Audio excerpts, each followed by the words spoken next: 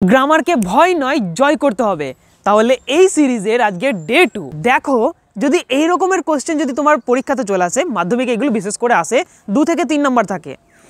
আমরা সিম্পলি যদি দেখি কোনো একটা জিনিসের কথা বলছে, দেখো এখানে ব্রেড অ্যান্ড বাটার কটা জিনিস আছে, দুটো জিনিস, কিন্তু এই ব্রেড অ্যান্ড বাটার সবসময় একসাথে আসে, এটাকে আমরা থার্ড ওয়ার্ড হিসেবে ধরবো।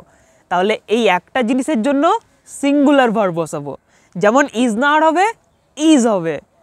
ফিশ অ্যান্ড চিপস এই দুটোও একই জিনিস, তাহলে এটাও ইজ হবে। এরকম 9টা জিনিস এখানে লেখা আছে। এই 9টা জিনিস যদি কোনো সময় দেখতে পেয়ে যান, আপনার দেখে মনে হবে যে বাবা এটা তো একের বেশি আছে, কিন্তু ওটা একটাই, একটা কম্বো হিসাবে ধরা হয়। যেমন রাইস অ্যান্ড কারি, ভাত আর তরকারি, এটা একটা ধরা হবে, রাইস অ্যান্ড কারি ইজ নাকি আর ইজ হবে।